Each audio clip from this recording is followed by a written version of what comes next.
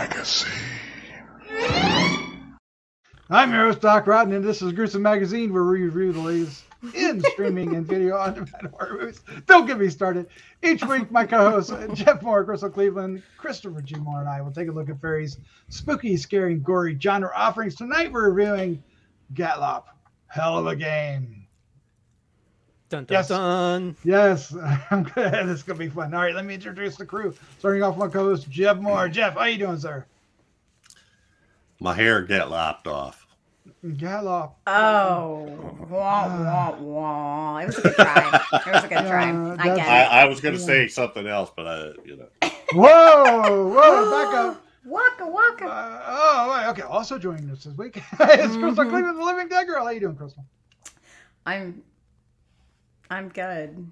Yeah. I was about to say, I was about to say, go to hell or go F yourself or anyone want to do some jazzercise.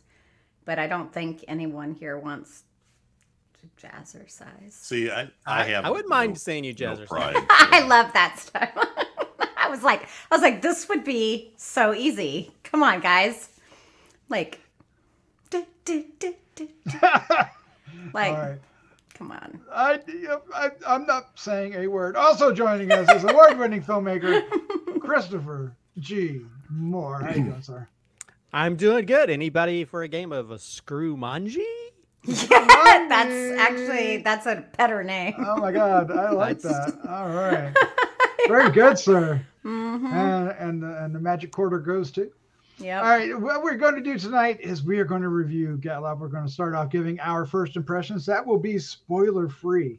And then, like, this movie has spoilers. And then we'll dive into a discussion, and we might spoil some things. There's a few things to spoil, I suppose. And then we'll wrap things up with our final thoughts, our score 1 to 5, and our favorite scene. And, of course, we hope you enjoy not only this review, but many others that we have on the site. And if you like this review, please hit the subscribe, the like, share with a friend, all that good stuff. Yeah. It'll all help us out. And then, of course, above all, leave comments down below. What did you think of this feature?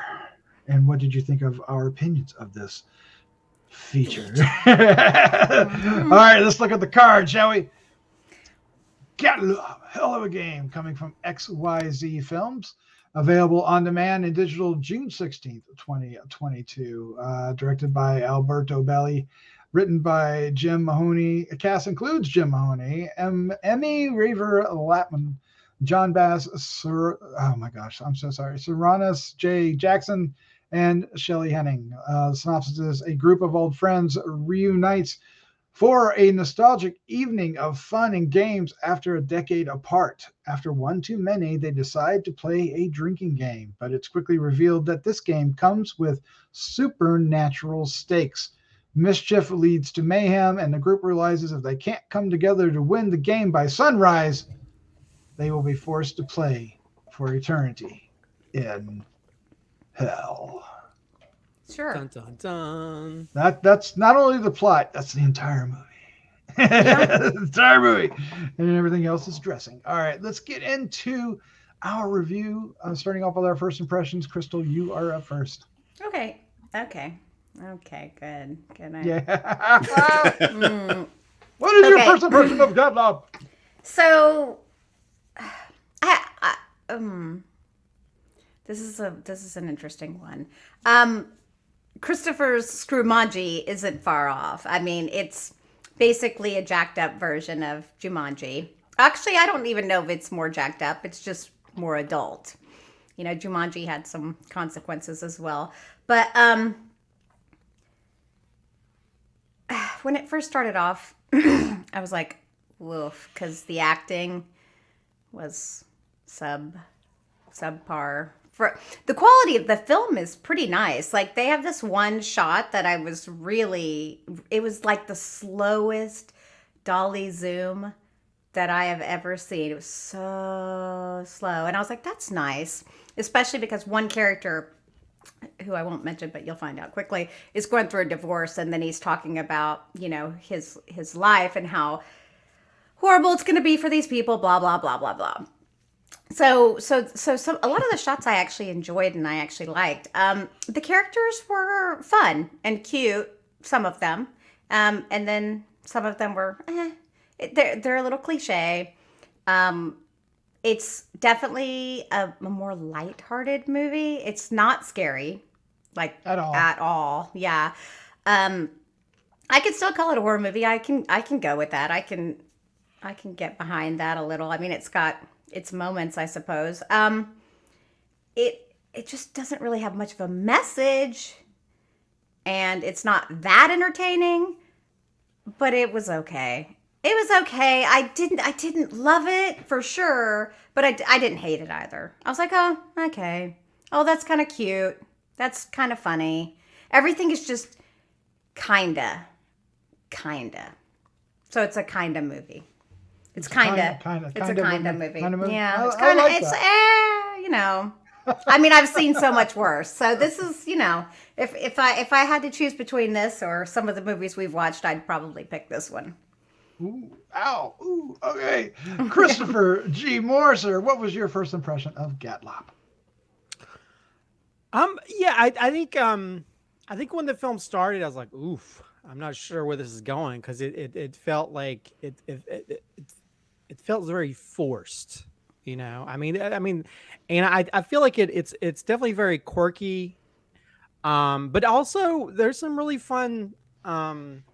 There's really, I mean, Doc knows I love my transitions, and there's some really fun transitions involving cars and stuff that I was like, with the windows. This is kind of cool. So it felt like it was trying to be very whimsical in its approach. It definitely, it had, like I mentioned, the Jumanji. I don't know if you guys remember the movie Stay Tuned.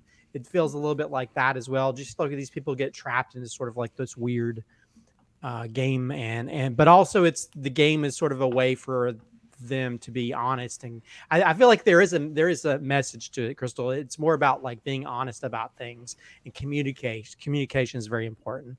But yeah, and I think as it went along, I kind of began to like it more. I think once they got into sort of the midst of like the issues that each of them had, and a lot of the truths become apparent, and just how the game sort of forces them to confront certain things, I actually kind of like that element of it. It still has that weird. I mean, there are moments where there's moments like the motion graphics in the opening thing is like, wow, this is really this is like high production value, and they had almost like a Tim Burton music. But then when it came to like the normal talking stuff, the music became very apparent. And but yeah, I feel like it's one of those things that I got to like it more as it went along, especially when those hard truths came about and they had to confront those truths, and how the game would force certain things on them. It became more interesting. But yeah, it is kind of goofy and out there, and it's definitely not like I mean, yeah, there's, I don't want to say to give anything away, but there's certain things that like hint at like hell and that kind of thing. So it's definitely not like Nickelodeon level, but it's definitely probably one of the more lighter things that I think I've ever reviewed. Gruesome. Yeah. It's more comedy than it is horror. But yeah, to me, it feels like those LA type movies where people are very self-referential, and you know, and it's people that it feels like people that live in Hollywood, and trying to make a film and making references to that, and it becomes very apparent. And so for that reason, some of the characters don't feel as real. Like Crystal said, feel like more characters to some degree. But I don't know. I love the whimsical way, the visuals. I think that some of the camera work kind of like, and then also just how it got better as it went along. Because there's a big moment involving the female character I think is very powerful. Oh yeah, that was. And that's one of the best acted moments in the whole film. But yeah, yeah, I don't know. I mean, it got better as it went along to where I found it to be very enjoyable. Where I was like, oh, how are they going to get out of this situation? How are they going to deal with this stuff? I really got annoyed with the ex-wife character. It's like, Oh yeah, but that was on purpose, though. That was on purpose. That was definitely on purpose. But I think it was one of these things where each of the characters, they had their own issues, but they were likable enough. So yeah, so I enjoyed it. I enjoyed it for what it does. It's not anything that you're gonna write home about. But I enjoyed it, and I think it was. I don't think we don't see too many of these type of movies where it's all about like playing games. I think we just reviewed that one about like a video game, which is more horror. But this is I like the sort of the whimsical stuff. I wish we had more type of things like this, but at the same time, this felt very LA actors. Let's make a movie. And I think that sometimes can make it very plasticky to some people, but I enjoyed it. Yeah. Well, the lead actress plays Allison on The Umbrella Academy. So there you go. Yeah, I mean, so I think she's definitely the standout of that cast. Yep. Jeff, sir, what was your first impression of GATLOPP? Pretty much what Chris said. Oh, wow. And Crystal, I'm sort of like I would have liked if they'd have mixed some horror in, and there's a couple of where it leans that way but doesn't quite go there. I think it was they're playing a game that's exposing in a way the games people play. So and the idea, I think you both said that, or Chris at least said it was about communicating. It's about how you never really know somebody, right? Even you don't know everything that's going on in their mind. You don't know what things they're thinking that they don't say. You don't know what things they did that they don't tell you about. And everybody's got their secrets. So these people have done each other wrong at one time or another. Some of them with good intentions, others not. But and not to give too much more away, because that's what they're working through in the game. So the game takes a dark turn very quickly, and there's so I don't know. It was okay. It was fun enough to watch. It was well paced. I wasn't bored. I was with it all the way to the end. I liked the ending, because when we got to that point, I'm going, come on, you got to do it. You got to do it. And they did. So I was at least satisfied with that. Anyway, and I agree with the Emmy Raver-Lampman that she was probably the standout of the cast, I think. Yep.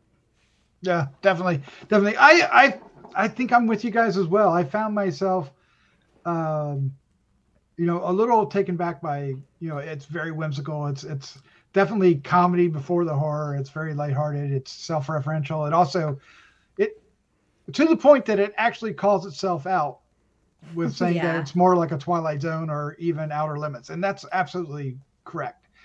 But there's room for that. And the cast has chemistry. The acting may be, here and there through the characters, but at the same time, you believe they're friends, and they grow throughout the film, and the stakes get higher, like it should. And there's some really wonderful shots in here. There's actually a couple shots that when we get into it, they're quite impressive, as you guys have kind of hinted at, and I think there's a number of them for us to spotlight in our full review. But I ended up enjoying it. Again, I think I'm like Crystal. It's not going to be on the top 10, but it's not going to be anywhere near the bottom 10 either, right? Yeah. It's fun, lighthearted. It's entertaining. It does its job. It doesn't aspire to be much more than that, unfortunately. There's some risks it could have taken. There's some things it could have done that pushed the envelope a little bit from here, at certain points, and they kind of pull those punches, which I think keeps it in that layer for us, where it doesn't really go beyond what it's truly setting out to do. I think the filmmaker's got a future. There's going to be a good film from this person in the future. I want to go back and remind myself who directed this. Alberto Belli. because there's some style to be had. But it Yes, feels like I it did feels like like the look of it. yeah, but it feels like an independent film comedy. You know, like we go to see a lot of horror films at film festivals, so we see a lot of these independent films where there's some of the directors are a little raw on the edges or something. And, you see the talent, but they're still working things out, and you kind of feel that here. But the talent does shine through at certain times. See, I didn't have any problem with the filmmaking. I had a problem with some of the script. I feel like this movie didn't know what it wanted to be, because the reality is it is a comedy. I agree with Christopher. And then yet you have multiple moments of these. I literally cried with the mother scene. I cried. I'm like, it's very powerful. And that honestly to me completely ruined the tones of the movie. It's like, are you a comedy or are you a tragedy? And then it's not either. Well, I think you can have both. But I think the problem is a lot of the comedy feels like it's trying to be witty, but it's not.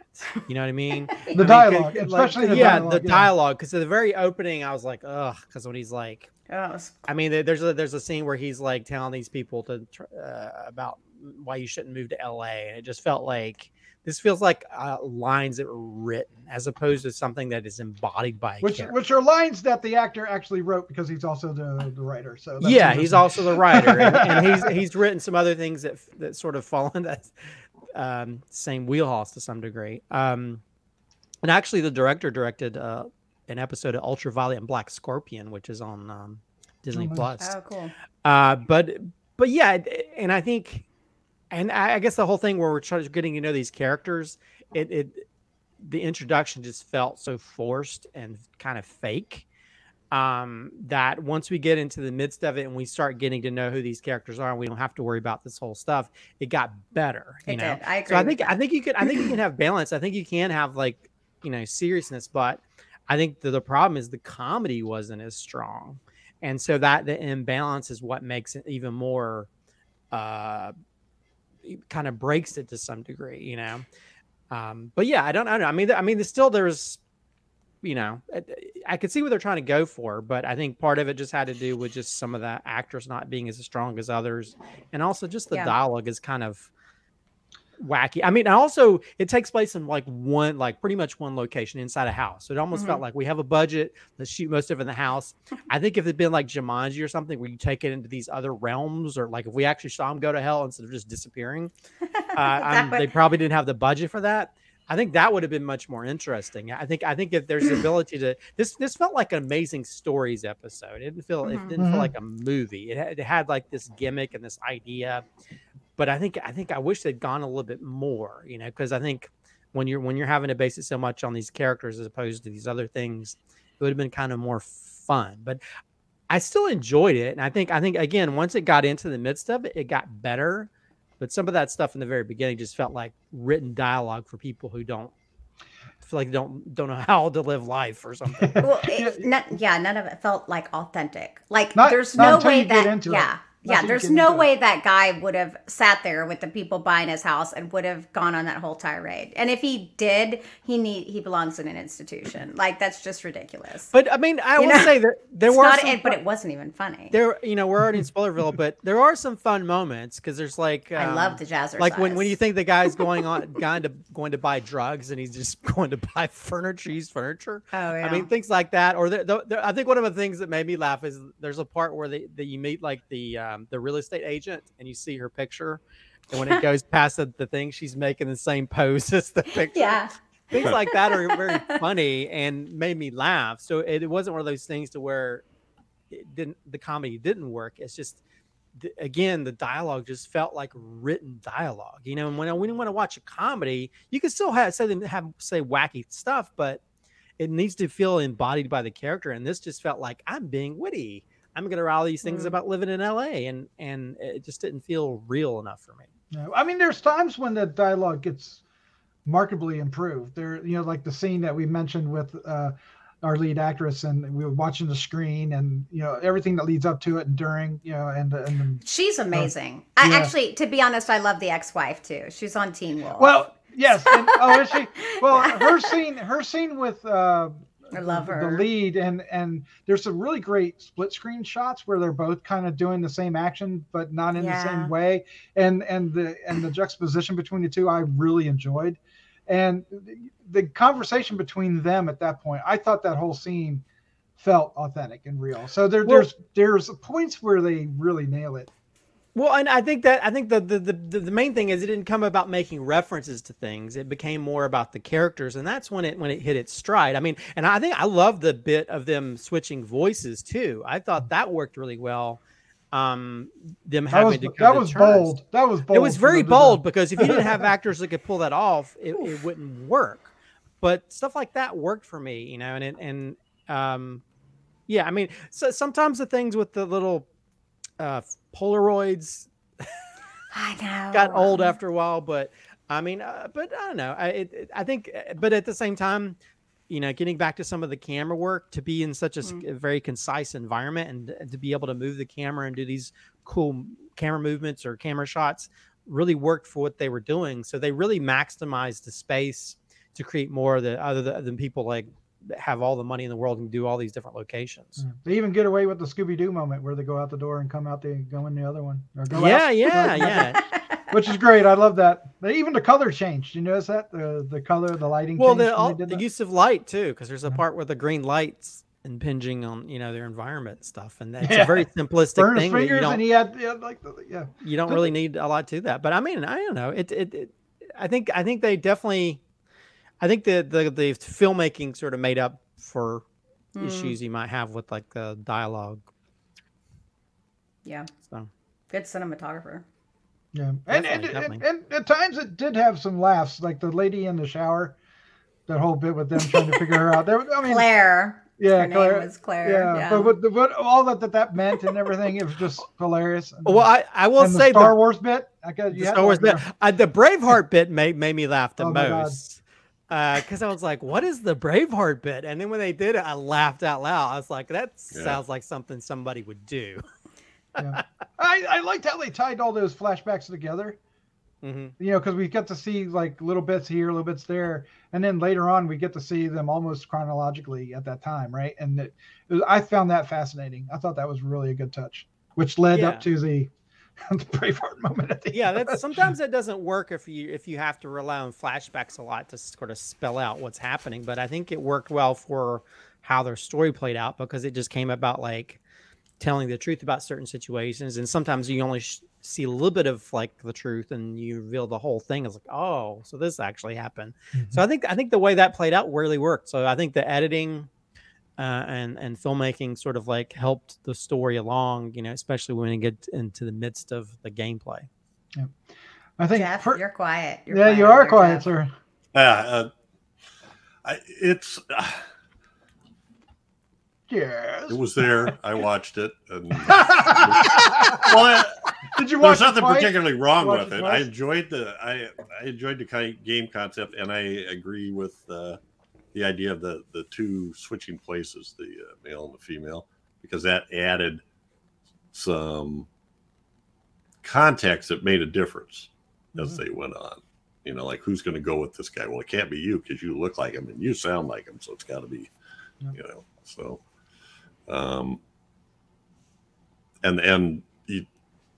anyway. I like that the first thing she did. I'm sorry, but it wasn't. I wasn't excited by it. It was just okay. It was there. I get it. It was okay. It's sometimes movies like this are the hardest to review because it's like, I got some good things, got some things I'm about. It's Exactly. I wish I could write that on the box, but I don't know how to write that out. All right, let's go ahead and wrap things up. Let's give our final thoughts, our score 1 to 5, and our favorite scene. It'll be interesting to see what we pick. And Chris, did I say you were first? I think I did, right? Okay, so I did like the movie. I just didn't love it. I definitely didn't hate it. It had some entertaining moments. I'm going to give it a 3. Because Oh wow, that's better than I thought. Yeah. Really, yeah. Well, I mean, 2.5 is like, if you made a comp, but it's above average. It's got some really good cinematography.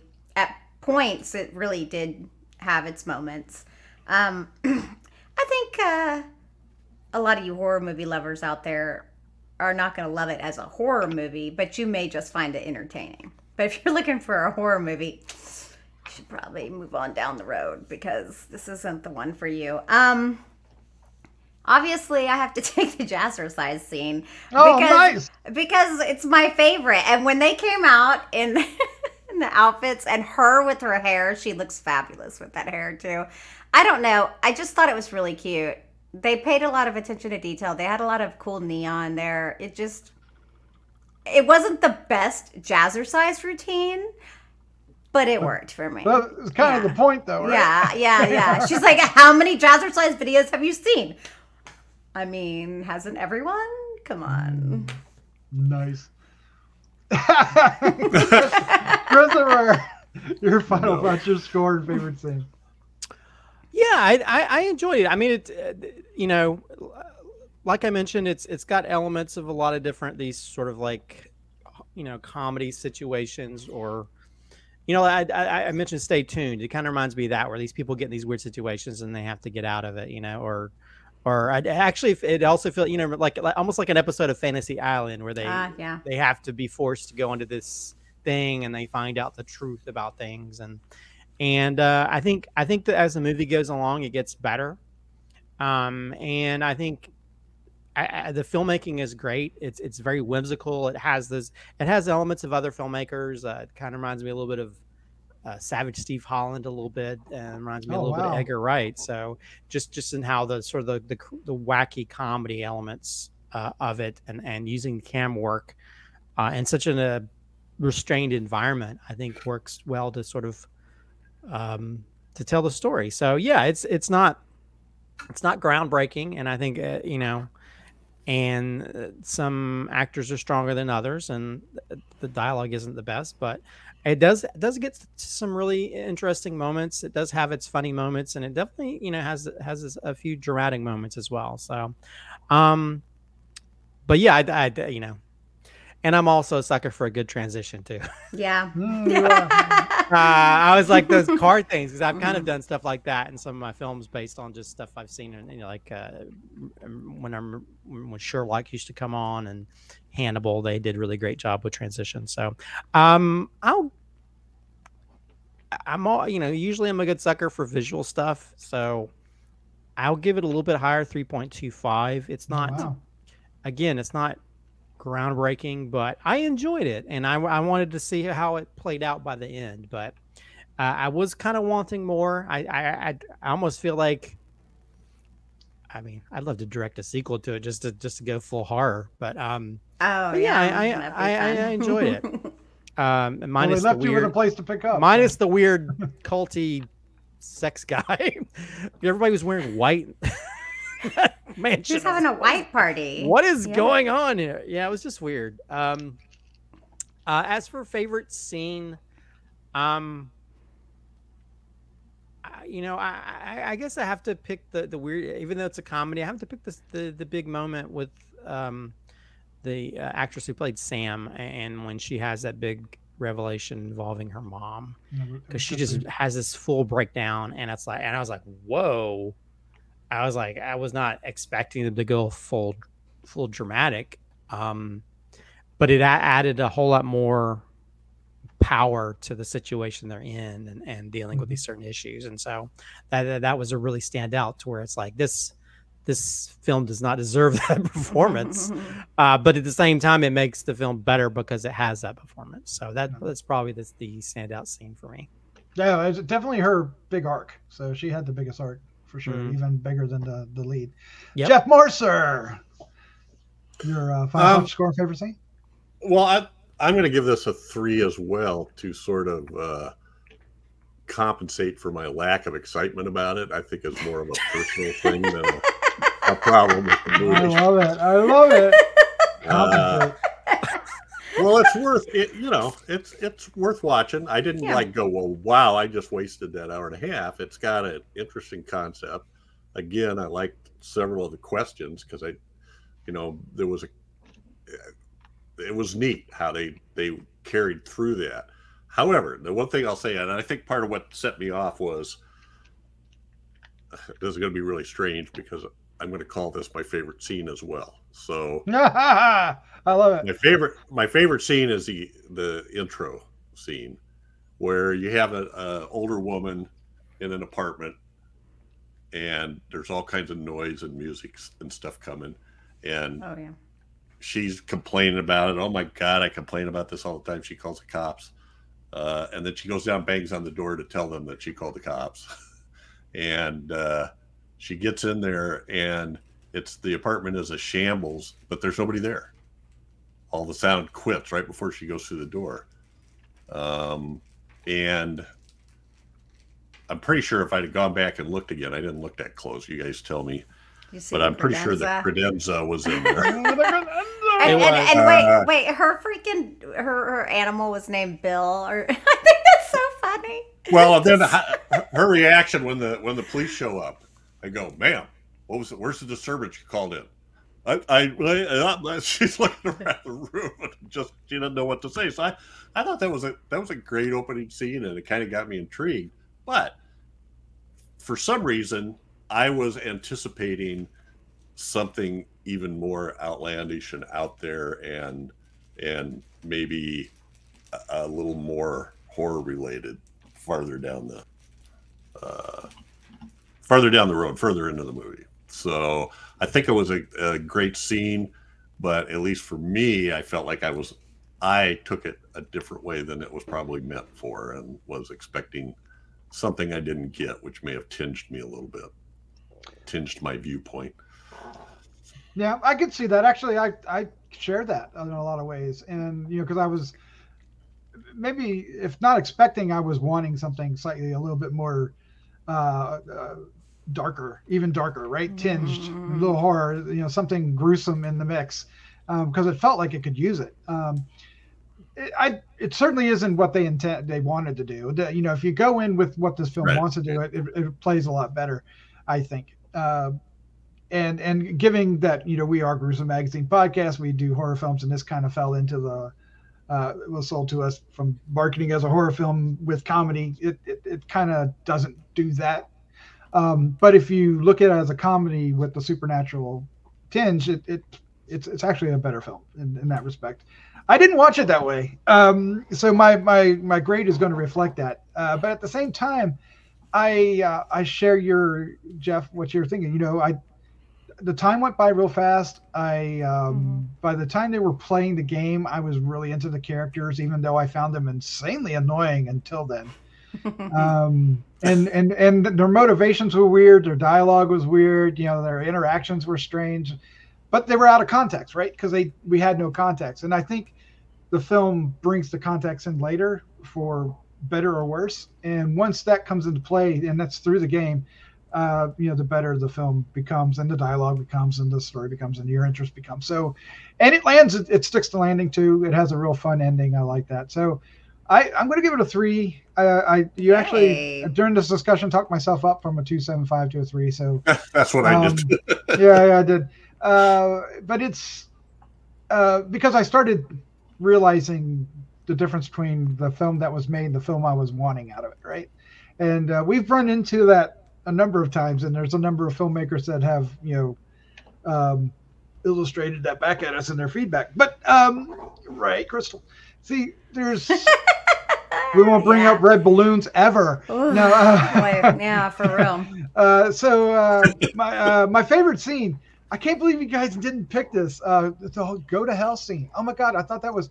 I mean, yes, I probably wanted to see where he went, but I think it played. Since this was fine. Since it was a comedy film, it actually played better the way they did it in context. But the fact that he just like poof and off he went, and then he comes back and he's like all charred. Yeah, the tan. He's got a tan. He's got a tan. But they really could have played that up. They could have really built that up a little more. They could have done more with that. But at the same time, I really enjoyed their reaction to it, and the context in which it was all playing, and she got mad at him and told. And runner up would have been the bathroom scene with the whatever it was. Claire. Go after yourself. Yeah, go after yourself. That was hilarious, and the fact that she had the baby with her too, it was just an added great touch. So it has its moments. I suspect, Crystal, you're right that many of the people watching this are fans. This isn't a film for them, but if you if this sounds like one that would pique your interest, you can check it out. You might like it. Yeah, if you want something that's not like too dark or dreary, you just want something very whimsical, I think it might be worth a watch. Yep, and there's room for that. There's definitely room for that. As long as you don't have mommy issues, you'll be okay. Oh, if you do, it might.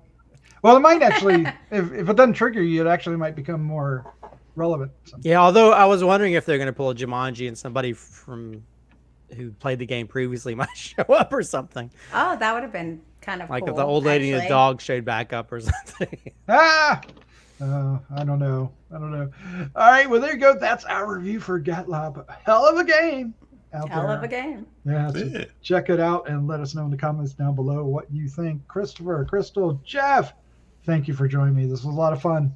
Thanks for having us. Yeah. Waka waka. Waka indeed. The most fun game out there is Gruesome Magazine. All right, with that, let's say goodnight. Good night. Good night, everybody.